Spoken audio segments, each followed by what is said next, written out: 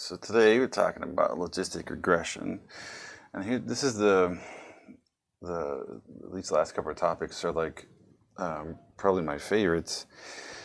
I mean, along with like multi-level modeling and some of the other stuff we've talked about, these two sort of are one, very useful, but two, they sort of are different than the norm. So when I mean these two, logistic regression and factor analysis, with logistic regression, the goal is pretty much not very new. It's basically just the same goals that you have in regression. So what does differ about logistic regression is the way in which we actually go about it.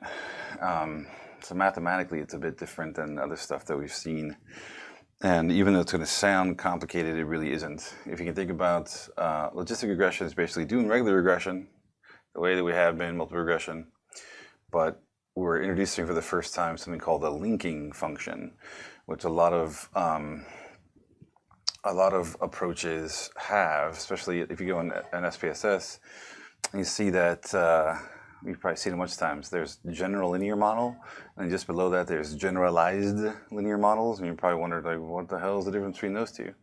The generalized part comes from it not being truly linear. Like, if you have a function that's not truly a linear function, but you want to be able to convert it. So it's a way of building the transformation into the actual approach, as opposed to transforming data first and then doing the analysis.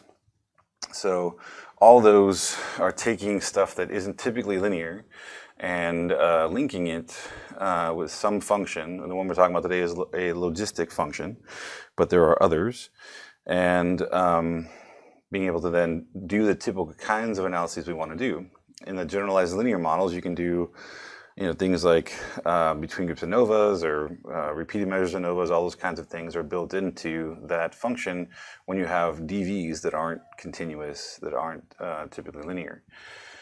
Logistic regression is, again, like multiple regression, where the outcome is not a linear continuous variable. And we're going to figure out how to convert that over to something that is linear, predict that, and then convert back to its original form. So if you think about it in that general terms, it's not that hard. It's the same thing as logistic regression. I'm sorry, same thing as regular multiple regression, but there's just this extra transformation that has to happen first and then transform back. So if you think about it in those terms, it's not super difficult. The details get a little bit strange. It's because we're leaving the sort of general linear model behind and using a different form. So we went through all of 485 and now all of 524, sort of using the sort of general linear model as our guide. So today is the first time we're sort of deviating from that and doing something that isn't based on just GLM. All right, so let's talk about it. So this logistic regression, again, I sort of mentioned this a second ago. It's regression, but your outcome is not continuous. It's discrete.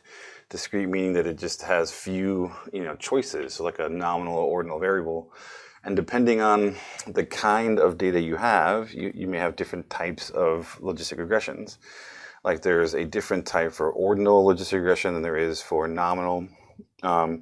We're pretty much going to stick to the simplest form of logistic regression for this class, which is just binary logistic regression, which means you have an outcome that is binary, just two choices, yes, no, male, female, right? Just two choices, whether someone graduated or not, stuff like that. So it's like pass, fail kinds of outcomes. It could be in terms of medical use, could be, someone has heart disease or they don't, right? Those kinds of outcomes we're trying to predict. And with that, we're trying to predict it with a certain level of probability. What's the likelihood, the probability that someone has heart disease or does not?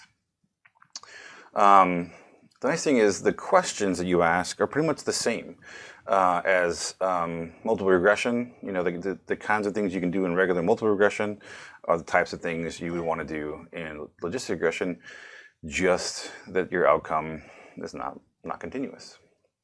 And what's cool, and it's the same kind of questions as discriminant function analysis. And if you're thinking about this or trying to read where this is going, we're trying to predict group membership or trying to predict where someone would respond. Are they going to be in the yes category or the no category? which is the same thing that discriminant function analysis does. But logistic regression does it without the same distributional assumptions. So in DFA, all the predictors have to be sort of continuous, they have to be normally distributed, they have to have all the sort of MANOVA assumptions, and logistic regression doesn't have those. So there are also less restrictions on the predictors. So DFA, all the predictors have to be continuous, like, because they're the DVs in a MANOVA. So now we're flipping that around using the continuous predictors to predict groups. Well, we don't have those restrictions in logistic regression. We can have a combination of continuous predictors, groups. We can have dichotomies as predictors. We can have any combination of predictors we want, which makes it more flexible in discriminant function analysis. All right. So with logistic regression, we're trying to find basically a relationship between some group of predictors, wherever they are. Again, it can be any combination. You can have, gender as a sort of dichotomous predictor. You can have that mixed with, GPA, which is more continuous, or something like salary that's more continuous. You can have those combinations. You can cross multiply them and create interactions. You can do all the stuff that you would do in multiple regression, and combine that with what we want to do in DFA, which is to sort of predict groups, predict outcomes. Predict groups as our outcomes, I should say. The difference here is that the DV is not on some interval ratio scale. It's either nominal or ordinal, right? So now we're now leaving this is like the basic minimum requirement, right, of a GLM model is that the outcome has to be interval or ratio, right? Even though we often hedge that by using things like Likert scales that aren't really interval. They're sort of interval-ish-esque. They're in like the general neighborhood of interval, but they're not truly interval, but we still oftentimes will apply things like ANOVAs or regressions to those scales anyway, because there's been enough research to show that it gets pretty close, even though it's not truly continuous. One of the reasons why using something like discrete outcome or trying to predict something like probability is that it's not an interval ratio. It may seem like, if you think about percentages or probabilities, it may seem like, oh, this seems continuous. It seems like it's interval ratio. What's one of the main assumptions of data to be interval? To be interval, what qualities do they have to have? Anybody know?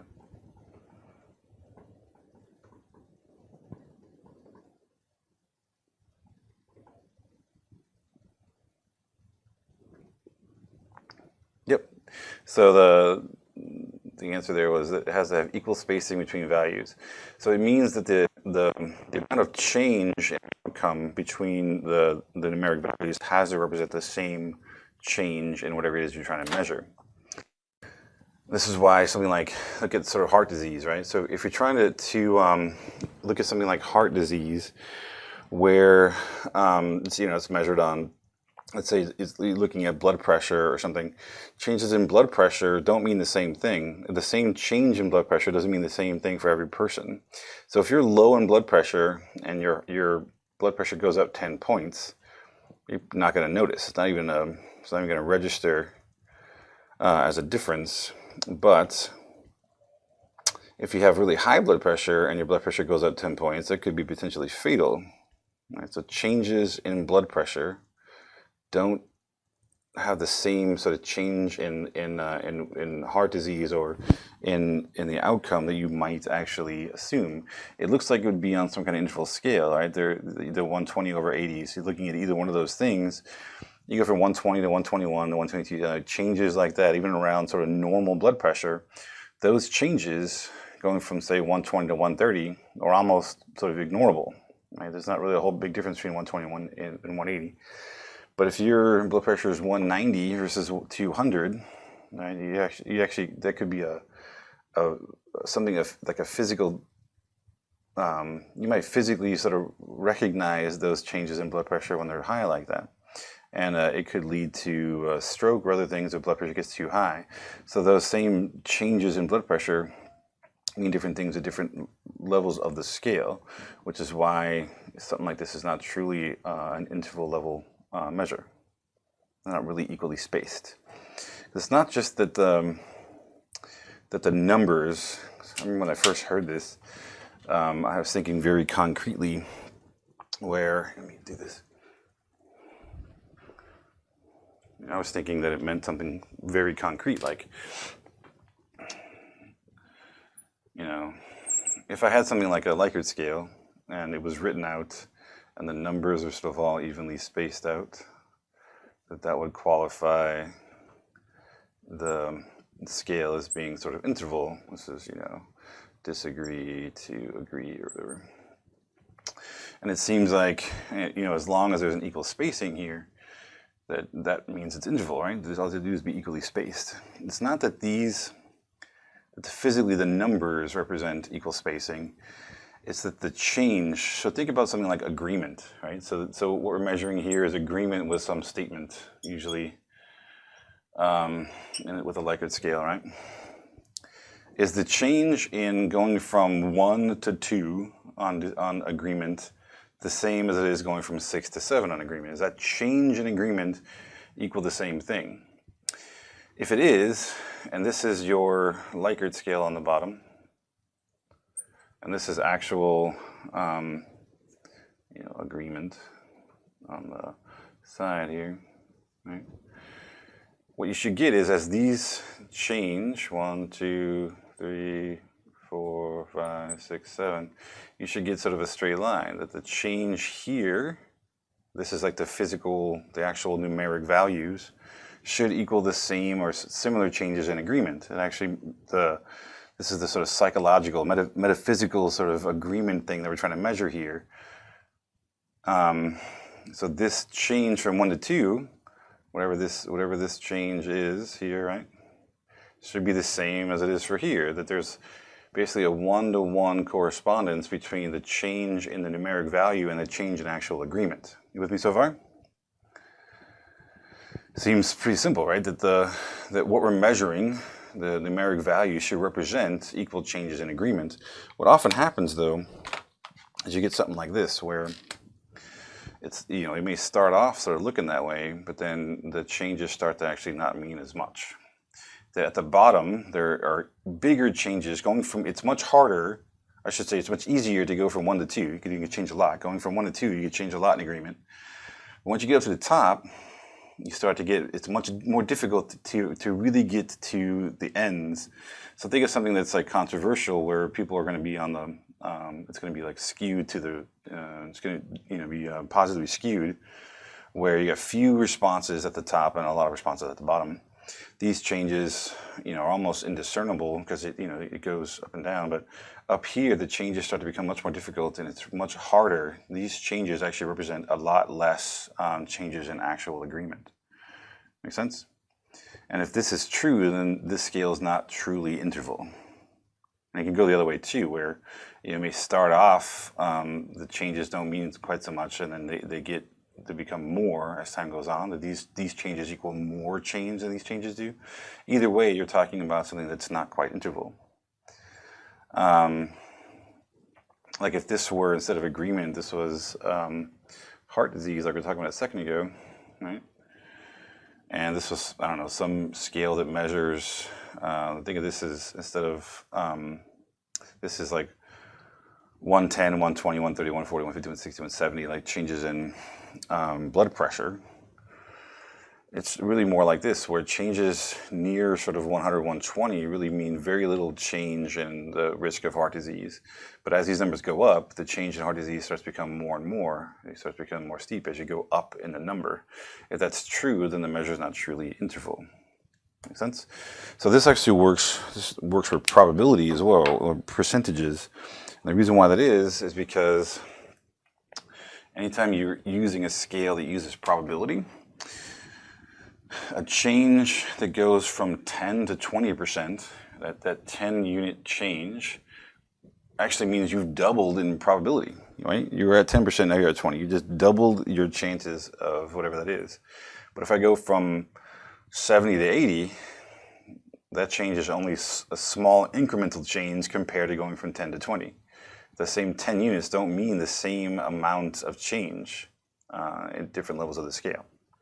So when we're trying to predict group membership and the probability of group membership, interval level measurement is not really possible without doing some kind of transformation.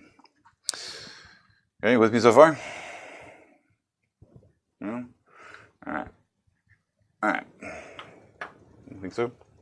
So the take-home message so far is, the DVE, because it's groups or something, even in the simple sense of some kind of dichotomy, we're not able to predict that with a linear function because the outcome's not continuous. It's not continuous. It's not measured at an interval ratio scale, which is what's required for a general linear model.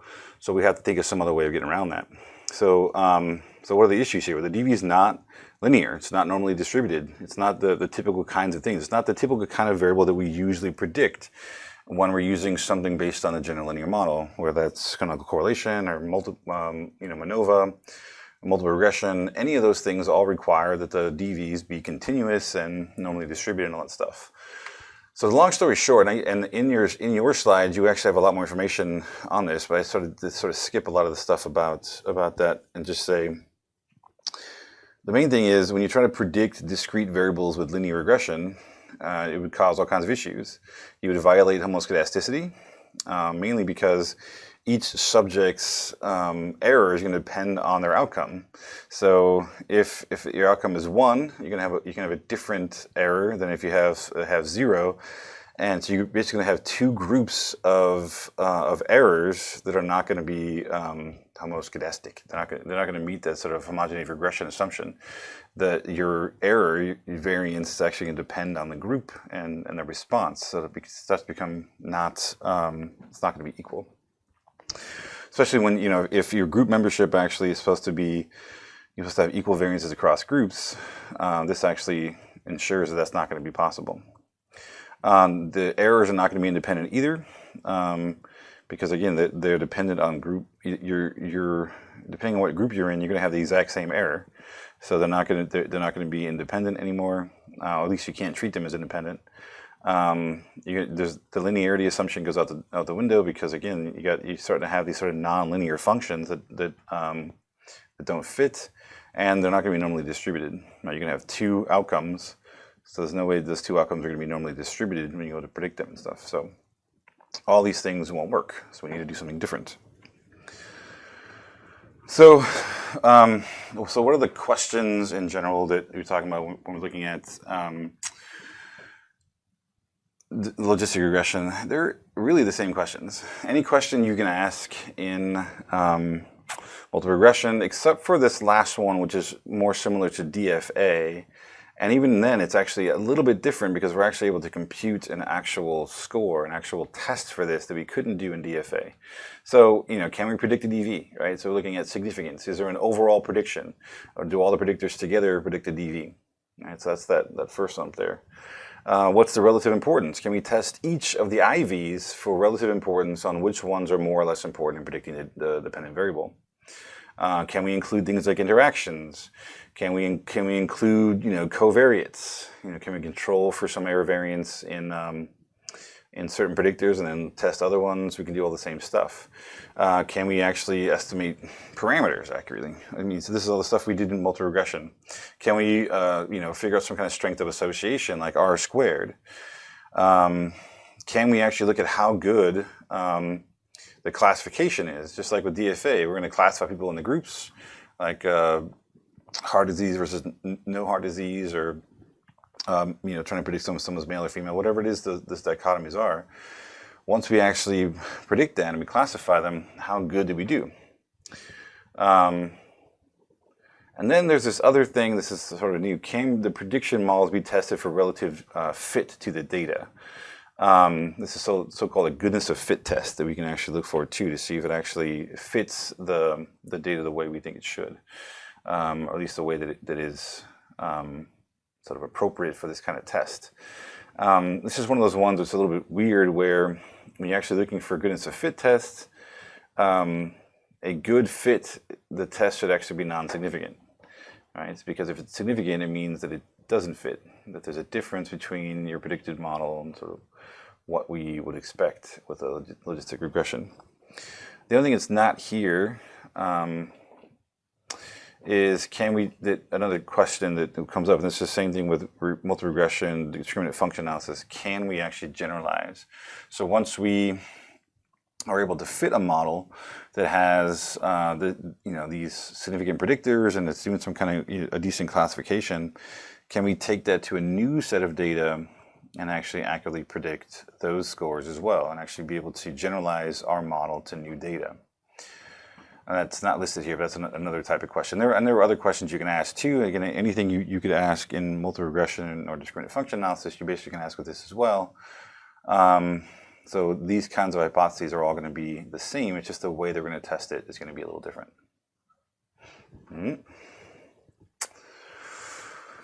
So what are these? So if we're not assuming all the general linear model stuff, we're not assuming linear relationships, we're not assuming normal distributions, we're not assuming continuous outcomes and all the stuff we assume in GLM. What are we assuming? Well, the only real, I have real in quotes because there are some assumptions, but the only real thing is you have to have data, an outcome that is discrete. So if you're trying to predict something that is continuous, don't cut it up into discrete outcomes to do logistic regression. You should use multiple regression, right?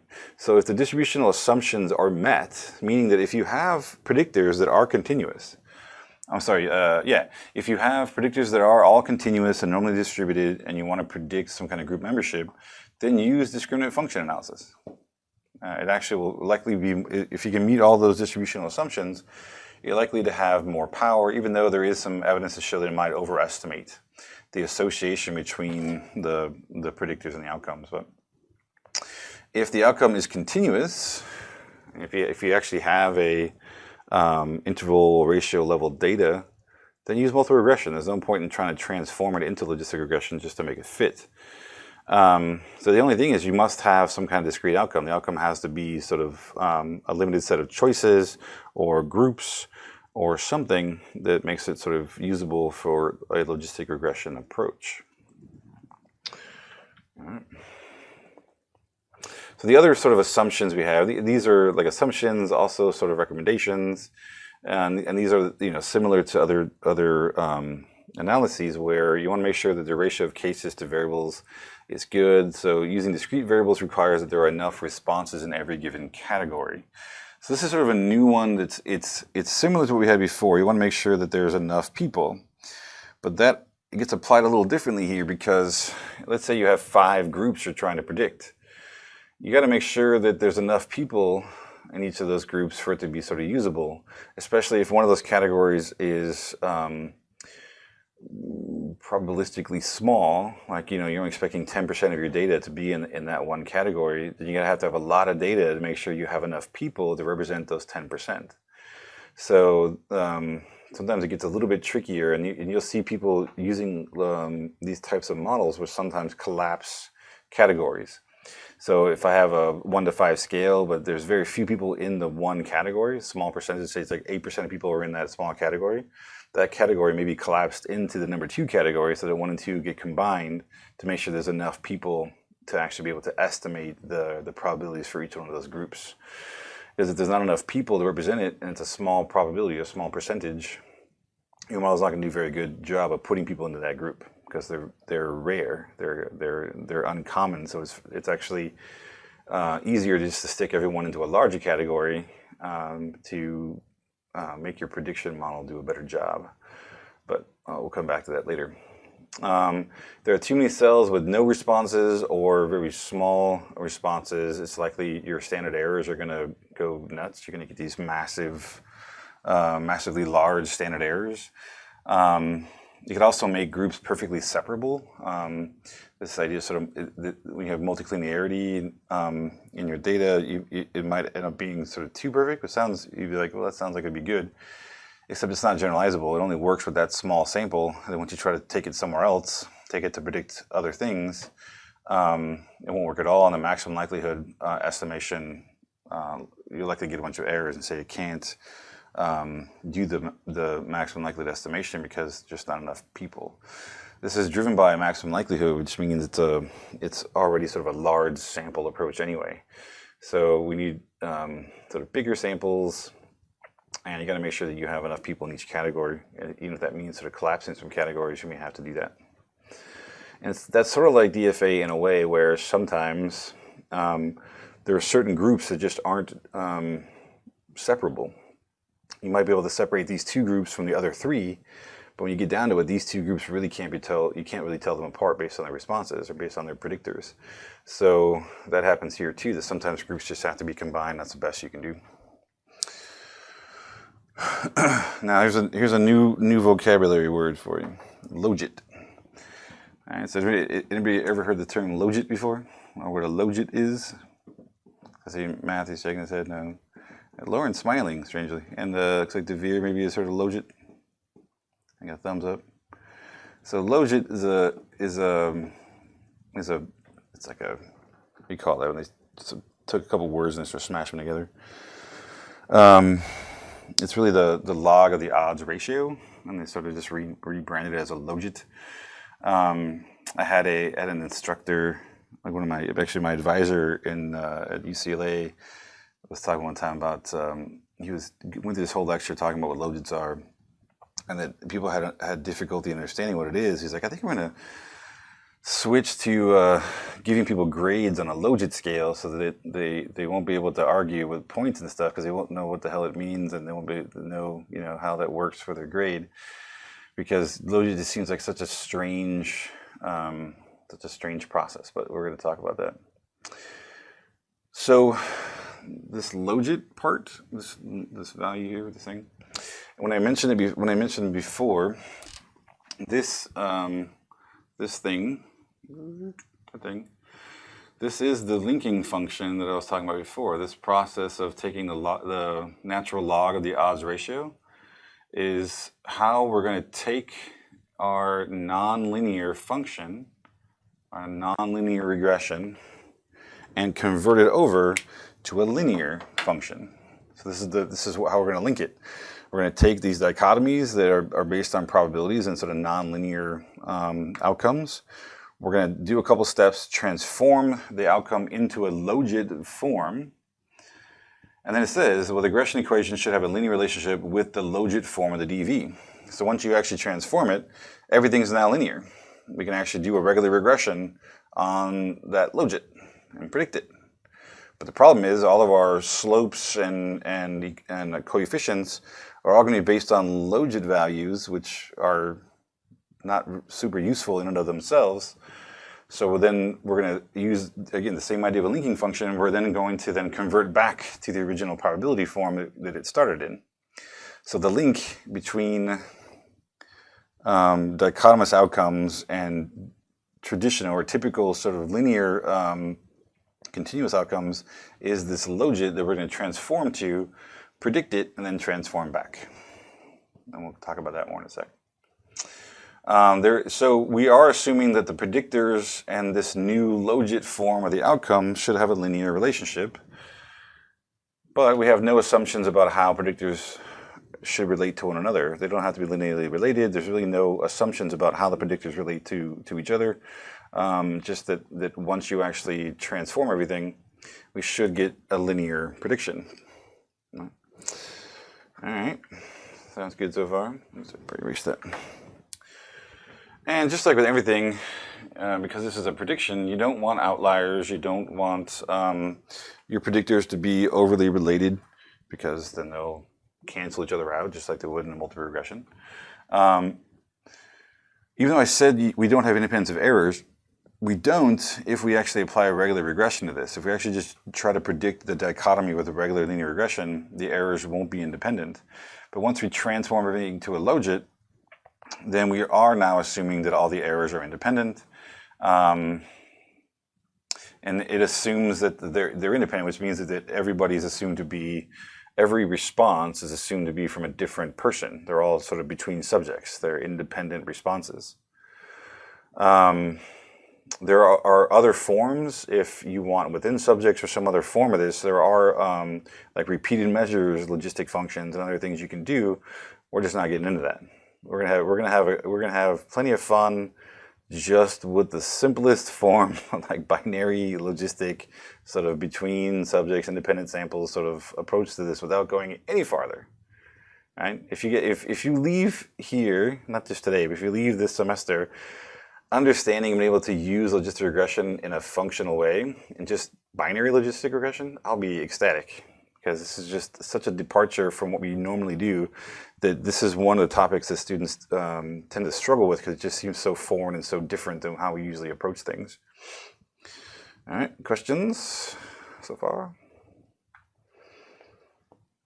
All right, so let's get down to the nitty gritty, the brass tacks, whatever euphemism you like, whatever, I don't know.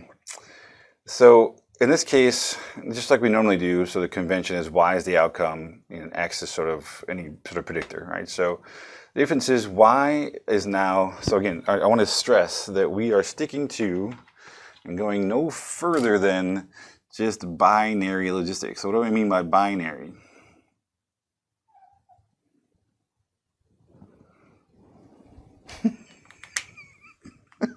Two. Yeah, but two what?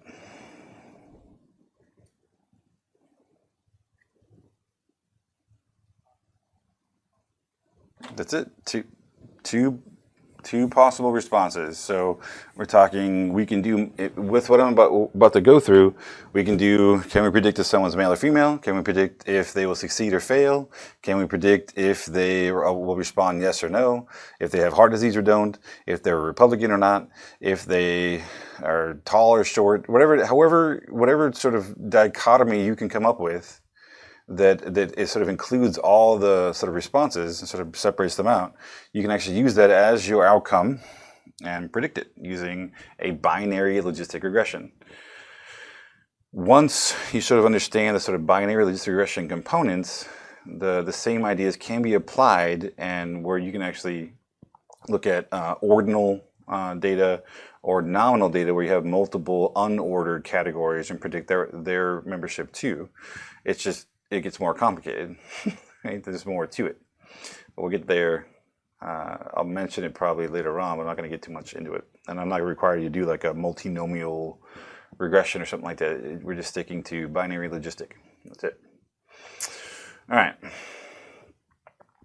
So here's where things get weird. I don't know if you've ever really looked at dichotomous outcomes of any sort, whether it's, you know, looking at things like chi-square or other kinds of grouping variables. The first thing you'll notice is that, so usually everything's sort of coded 0 or 1, right? So I often will do this even with predictors and stuff when using multiple regression. You know, create a predictor that's female, where females are 1 and males are 0, and that's sort of a typical way things are sort of noted. But you also have to get used to this weird language. Whatever 1 is coded, right? So it doesn't matter what it is. If you're using gender and you're saying, all right, I want females to be 1 and males to be 0. It's basically you're having a variable called female, and if you're female, then that's a success. And if you're male, that's a failure. You failed to be female. Now you could yeah, exactly. I get reminded of that all the time. Anyway, but if I had the same exact variable, could have been labeled male, where males were 1 and females were 0, and then males would be success and females would be failure. The word success and failure get used to just correspond to whatever the thing is you're talking about. However you code it, whatever you're coding 1 is the success. Whatever you're coding 0 is the failure. And this gets really tricky because oftentimes we're talking about, let's predict the probability someone has heart disease. So if you have heart disease, that's a success. If you don't have heart disease, that's a failure. You're like, what? That doesn't even make any sense. It's a success in the sense of it's the thing you're trying to predict. You're trying to predict heart disease. So if someone has it, you successfully predicted, or that is a success in the definition that they successfully have the thing you're trying to predict. Does that make sense? So don't think of success and failure as good and bad. It just means that this is 1, and whatever that is, whatever the variable is, and this is 0. And the way you can figure, it's usually labeled P. It's not the same. P is not for positive. P is the probability of success. All right. So if you had 100 people, and you're again coding male and female, and 60 of them were female, 0.6 would be the probability of success. Make sense? Q is the probability of failure, and it can be calculated just 1 minus P. Okay, so if 60 of 100 people are female, and that's a success, P is 0.6, and Q, the failure, is 0.4. Make sense so far? So good? Now, the mean, so you try to take the mean of a dichotomous variable. Well, the mean of the dichotomous variable is simply just the probability of that variable. It seems weird. What the percentage or proportion is the mean. So you think about it, you have a bunch of zeros and ones. If I have 60 ones and 40 zeros, and I add up all the ones and I divide by 100, I'm going to get 0.6. So the average is going to equal, like the average of a dichotomous variable is going to equal the proportion of ones, or the proportions of successes. So that's what P is. This is starting to get why there's an issue with homoscedasticity, because the mean is actually related directly to the variance of the variable, and they're not necessarily independent, and they're not going to be equal across groups. So if the mean of y is P, the proportion of successes, I'm not going to show you how to work this out to show you how this works, but it means the variance is directly related to, you can calculate the variance of a dichotomy not by having to go through and do the typical, each score minus the mean squared over n minus 1 to find the variance. You can actually take the proportion of successes, multiply that by the proportion of failures, and that's actually your variance. The variance is tied directly to the mean. Right, so it's literally the mean times 1 minus the mean is your variance for a dichotomy. The maximum variance you're ever going to have with the dichotomy is when P is 0.5, 0.5 times 0.5. Otherwise, as you sort of shift one way or the other, the variance starts to get lower. So that's the maximum variance, is when you have sort of 50-50 failures and successes. These aren't things you need to know, to remember always. It's just, these are things that we're going to talk about, like we talk about P versus Q, and trying to predict things. We're going to need to know what the proportion of successes versus failures are. And these are just qualities of dichotomous variables, but we're not really going to do a whole lot with these, except just to mention that this is an interesting quality of dichotomous variables, and part of the reason why we don't meet the homogeneity regression assumption, homogeneity of variance assumption, the homoscedasticity assumption, because the mean of the variable is directly related to the variance, and if you're a success or versus a failure, you're actually going to get very different variance estimates, which means that you're not going to meet the homogeneity of variance assumption. I don't want to keep saying regression.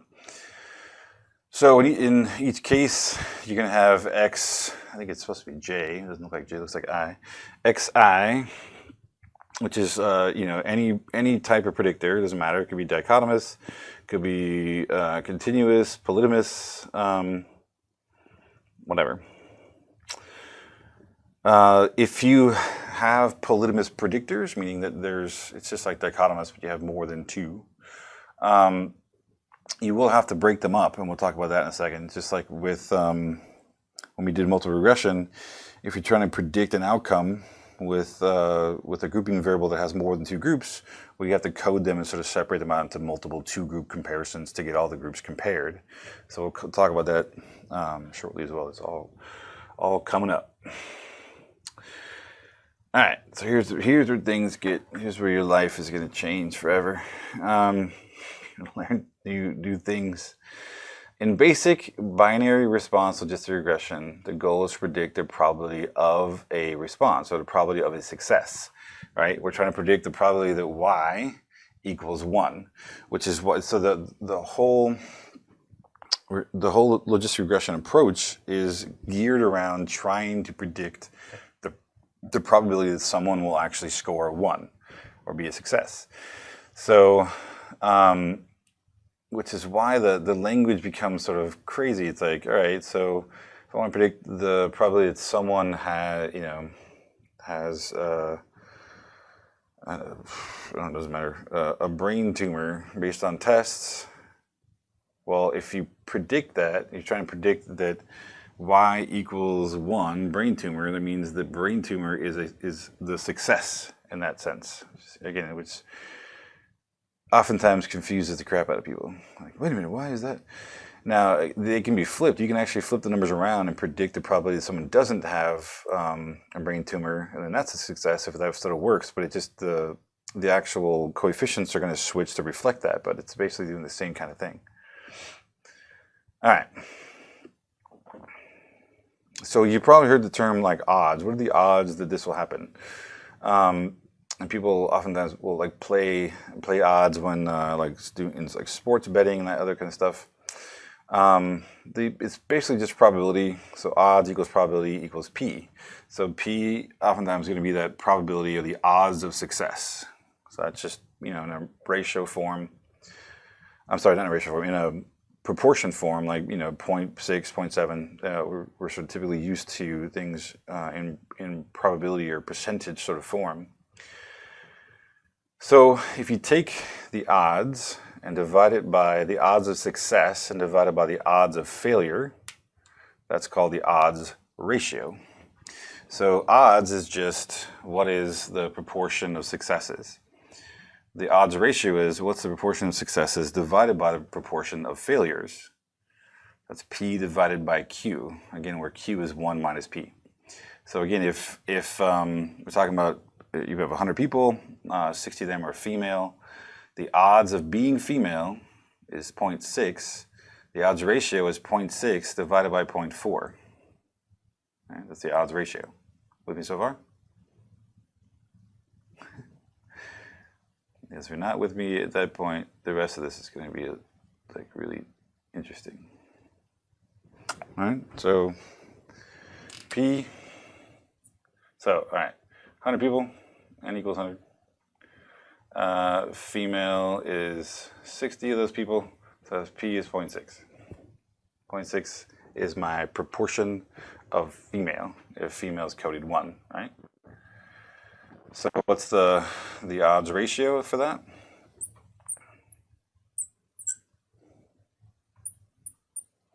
Simply 0.6 divided by 0.4.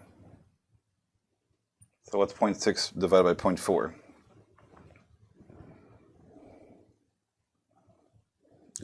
Sounds about right.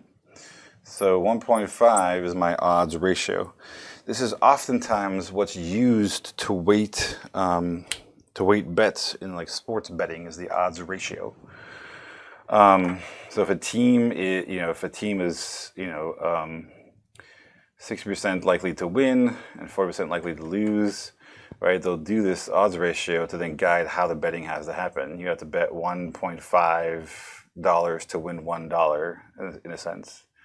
Right, so the weights on sport betting get sort of around the sort of odds of winning and losing and all that kind of stuff. It gets super complicated, but on how they actually work these odds ratios out. But this is oftentimes the odds ratio is what's used to sort of weight bets when betting and sports betting, that kind of stuff. And if you bet the other side, if you bet the losing team, every dollar you bet, you win back $1.5 and that kind of stuff to sort of figure out the weighting for bets. Okay, moving so far? That's not even the hard part.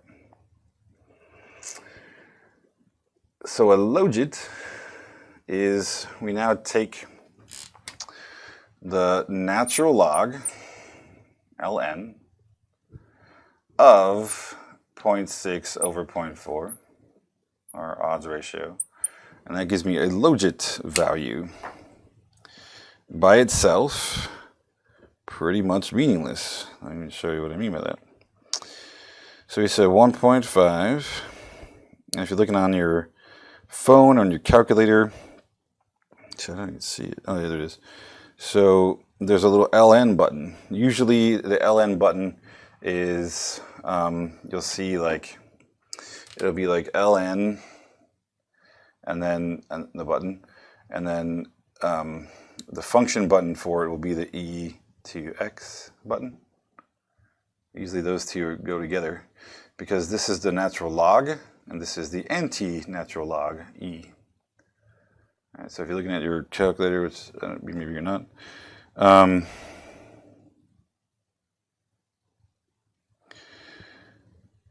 so I take the natural log of 1.5, I get that the Logit value for this is 0.005. That's my Logit value for that odds ratio. So Logit literally stands for the log of the odds ratio. I just sort of renamed it, rebranded it as Logit. These steps into themselves, by themselves, not super interesting.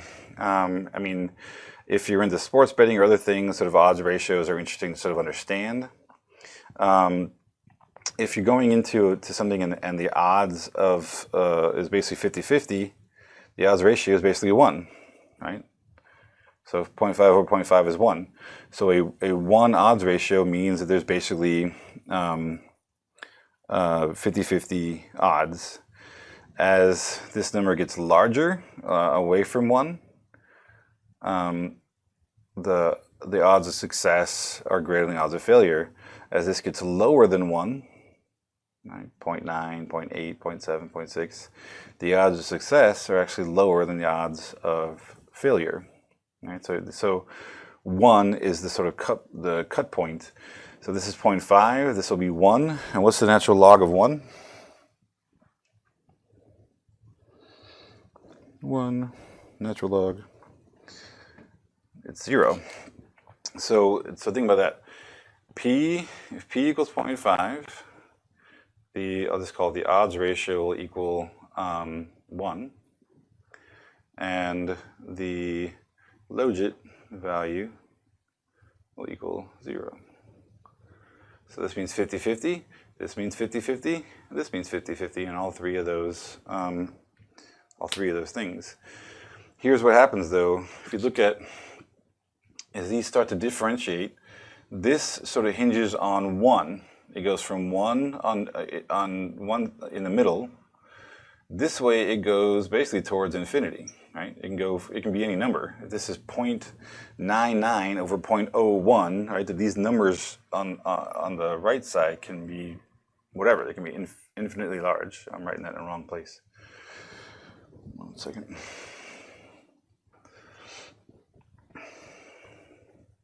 All right, so these numbers can go from on the high end, they're basically infinite. But on the low end, they go down to 0. Right? Because you can't. This is 0.01 divided by 0.99. It's still, it's still bracketed at 0 on this side. So this is it's sort of lopsided. It's huge on one end, very small differences on the other end. Okay. And probability is sort of non-linear, which I'll show you in just a second. I'm going to show you a picture anyway.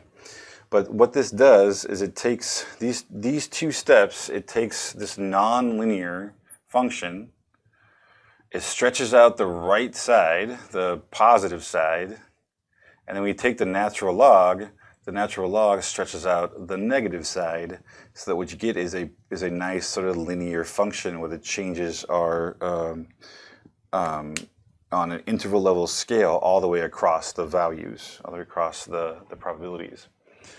So let me show you what I mean. What this does, let me just shut up for a second, Reese.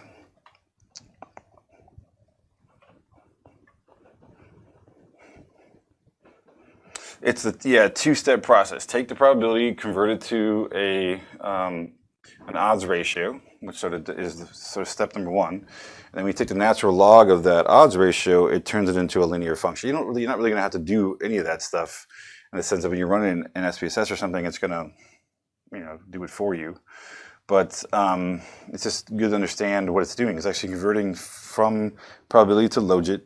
It's then doing a regular multiple regression on that logit scale. But we don't want to know what the changes in logit are, so then all those values get converted back to probability, and that's how sort of this logistic regression works. So,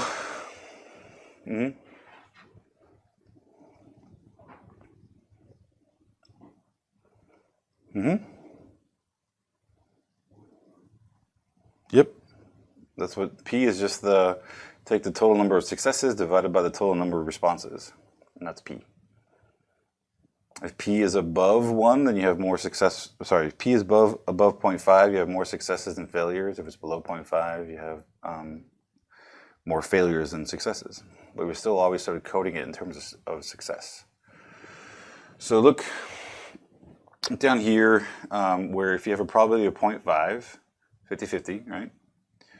And you convert that to odds, 0.5 divided by 0.5, you get 1.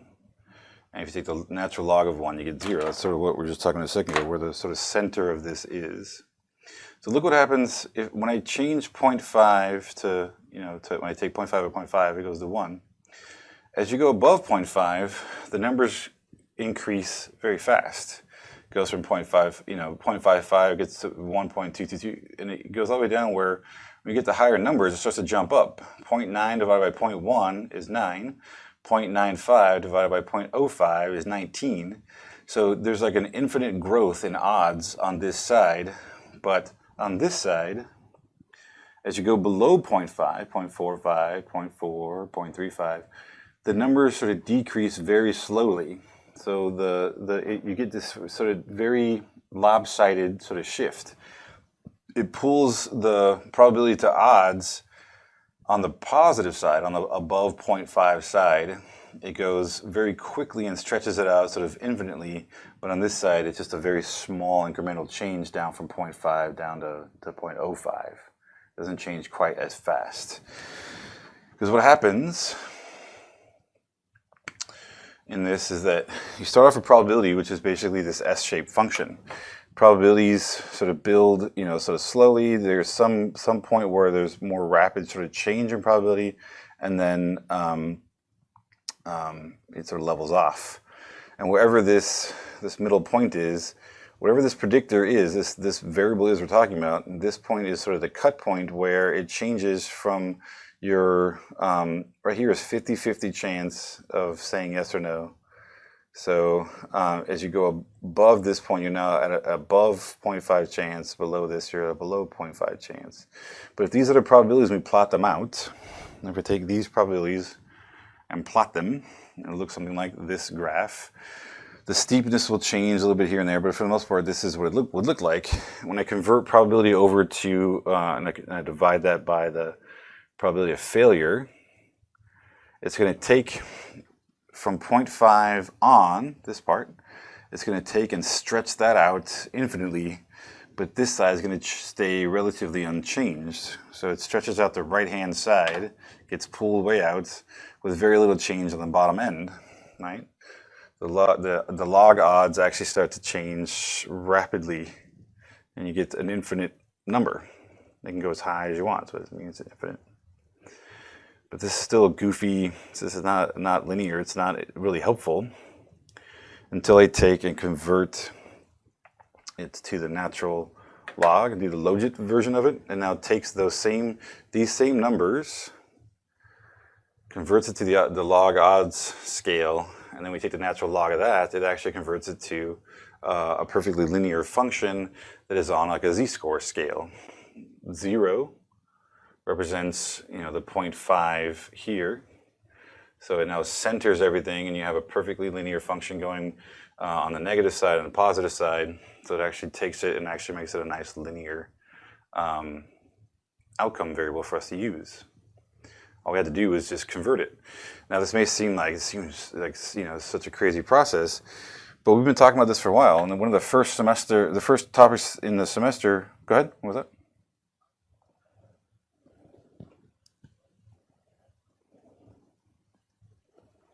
Would what be a trend line?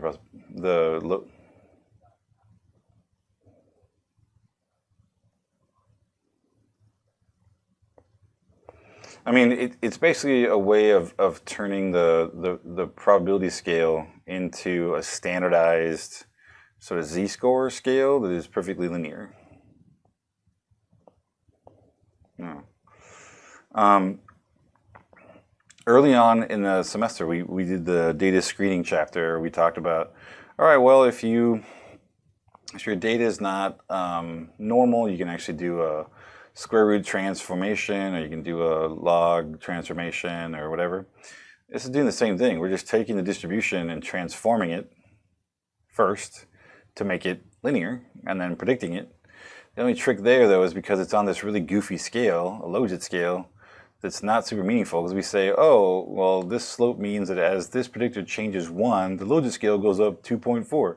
It's not super meaningful. It's like really hard to understand what that would even mean or how to interpret it. So there's an extra step then of sort of converting back to probability once we have those things. So we'll come back to that in a little bit. But, so this takes us from probability to log odds to Logit. And if you look back at the numbers here, you can sort of see the progression somewhat where 0.05, right, is the same distance as 0.95 is away from 0. Right? These two numbers are the same distance from 0. With me so far? Okay. All right. But the odds are very different. But the Logits are the same numbers, just one's negative, one's positive. So the natural log is able to take those numbers and create a perfectly sort of even and evenly sort of moving scale from the center, where now the average, the cut point, the sort of mean value of 0.5 gets put at the center at 0, and now everything moves a nice evenly distributed sort of pacing away from 0 on the Logit scale, going in both directions. So 201, 405, 619. 847, 1.00, 1.099, so it's moving in even increments sort of away from the center, creating that sort of linear function where 0 is now in the middle and things are moving away from it. If you're on the negative end, it means that the probability was less than 0.5. If you're on the positive end, it means that your probability was more than 0.5. And if you're right at 0, it means that you had a 50-50 chance in terms of probability. All right. So, because that, actually I'll stand over here.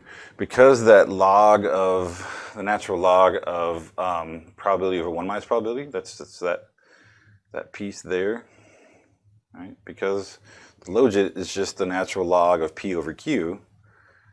Well, because that's linear, we can predict it with a regular multiple regression. So now we've actually then just go back to regular multiple regression and use the multiple regression to predict that linear function.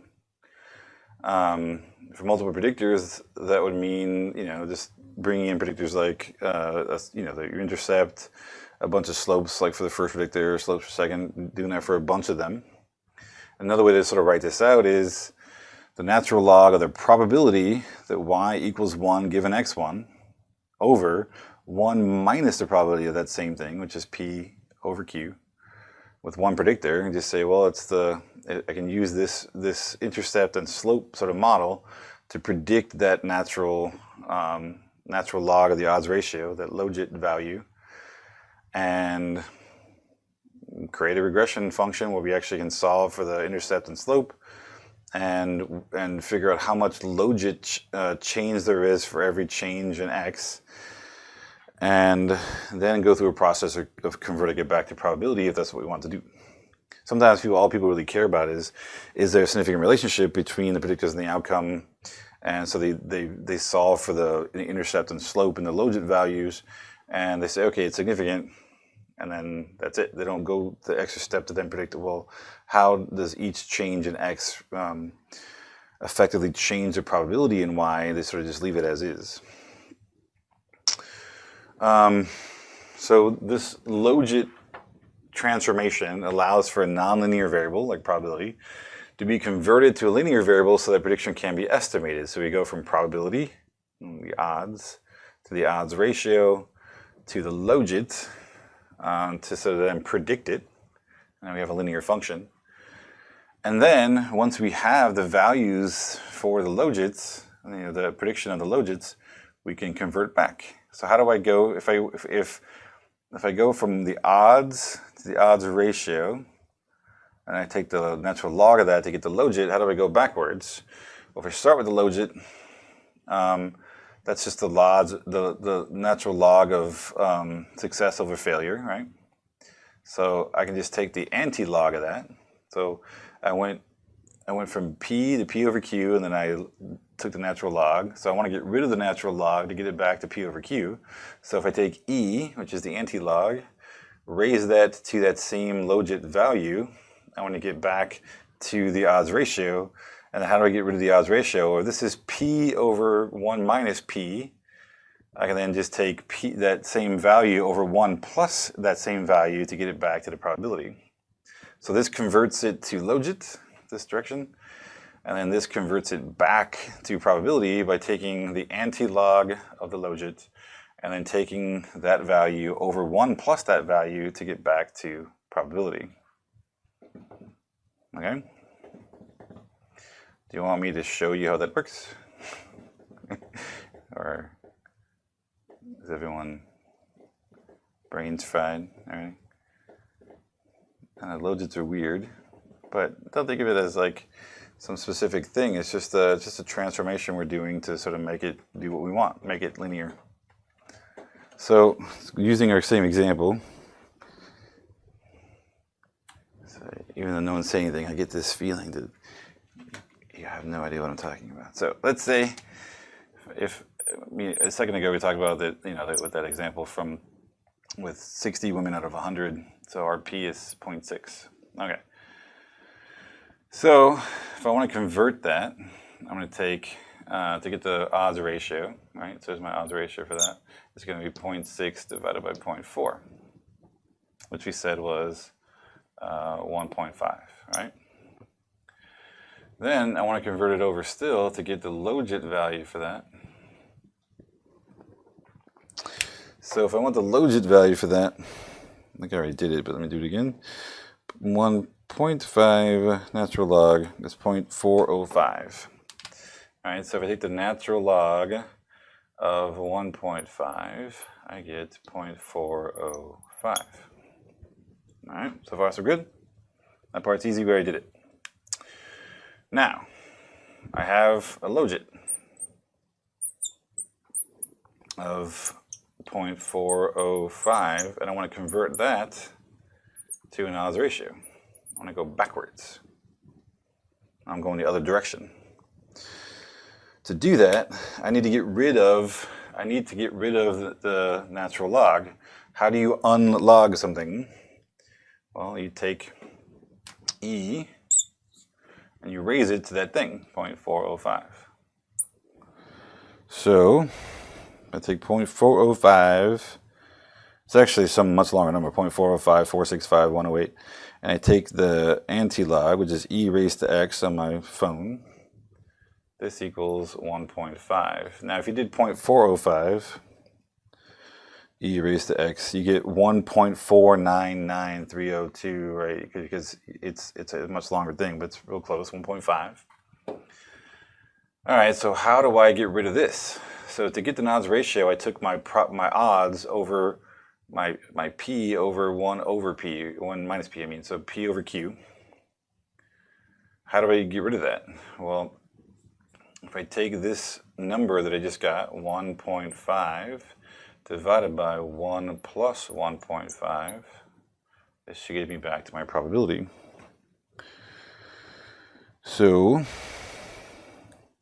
1.5 divided by 2.5 equals 0.6. So we took 0.6, we converted it over to a logit, and this is now on a continuous scale. We can predict it, do all the stuff we want to do with it, and then we can convert it back to probability once we sort of figure things out. Now, we're obviously not going to be doing that with the actual individual scores. But if we get back that something like this, so if, let's say I come back to my slope, like say B1 is 0.405, that means that for every change in X1, the Logit value of Y changes 0.405. Not super useful. So I can't really do anything with that. I don't know what that means. The Logit of Y changes 0.405 for every 1 unit change in X. But that does tell me that if I go backwards, 1 unit change in X actually means a 0.6 change in probability. That's actually more useful because I can convert this to that and interpret it as a probability. Right, so I convert things over to Logit to predict it and to figure out a nice linear regression equation. I find those coefficients based on the Logit, and then I gotta actually interpret them, convert them back, and interpret them based on what the probability is that corresponds to the Logit value. All right.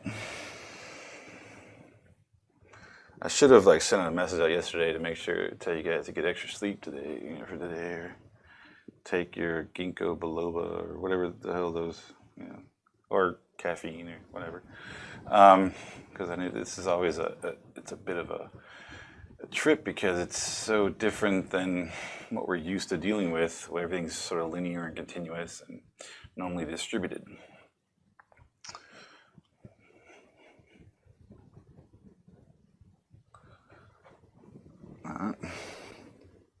Kinds of fun transformations and stuff. 45. All right. A couple things more. Oops. So all this is really doing is sort of compacting things together. So if we're going to predict the Logit version with our regular regression, right, I can then just start putting things in for it. If I know that if I want to take the Logit version of this to convert it back to probability, it's just e raised to that thing over 1 plus e raised to that thing. We can actually put this together. So that means the probability of an answer equals this equation up here on top, e raised to that equation over 1 plus e raised to that equation. So the simplified version of that is, with one predictor, the probability that y will equal 1 given your predictor equals to e, the antilog, raised to our regular regression equation over 1 plus e raised to that same equation. And this is typically how you'll see logistic regression written out, where it's this weird, the probability equals to e raised to this over 1 plus the same value.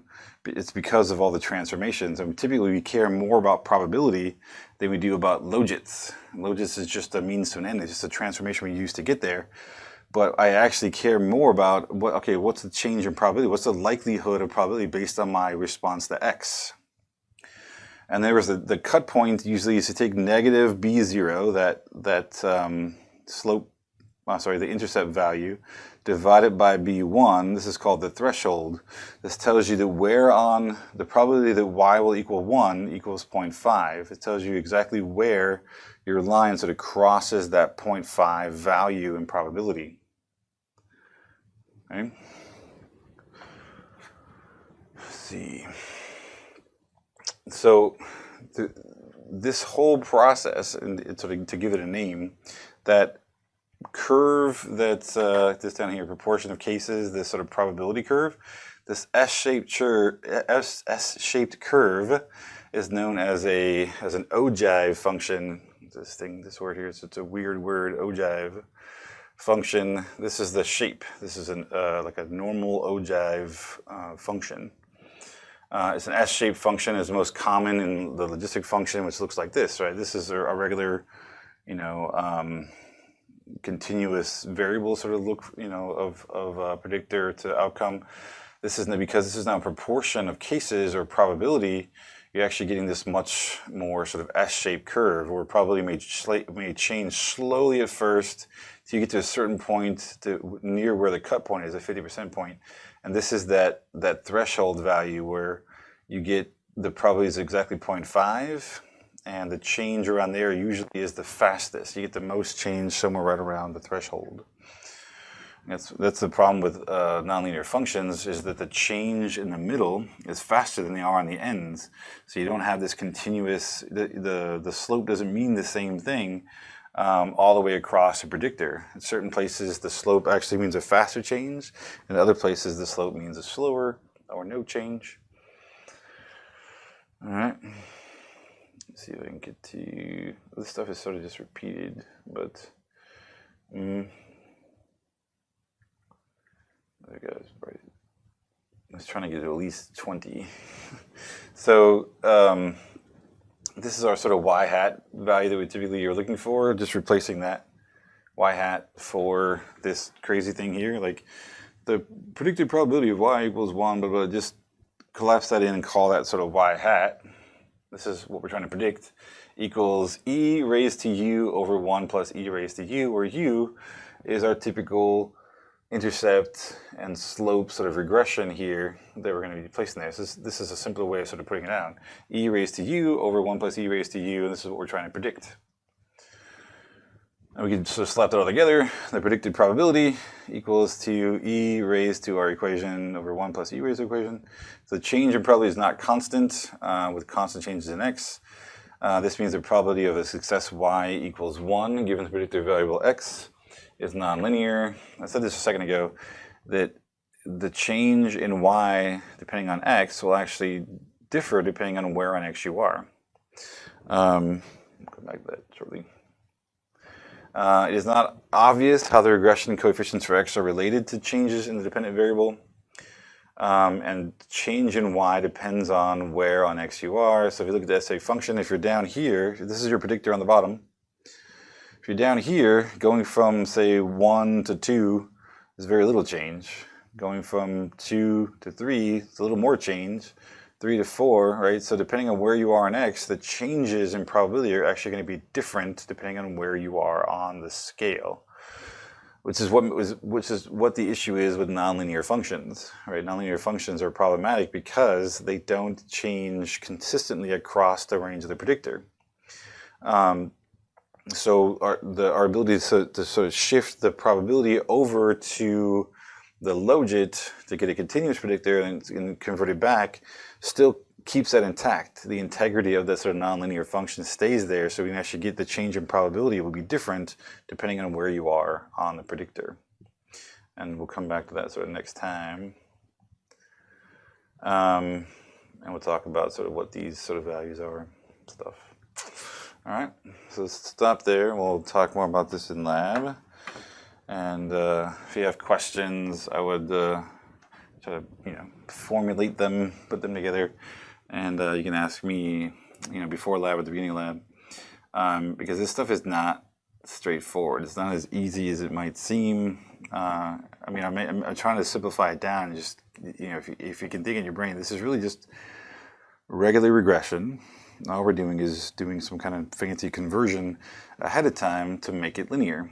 And once we have that, we can do a regular regression. But in order to really interpret it, we have to then do that fancy conversion in reverse to actually then be able to get back to probabilities and be able to interpret it in a way that's meaningful. All right, let's stop.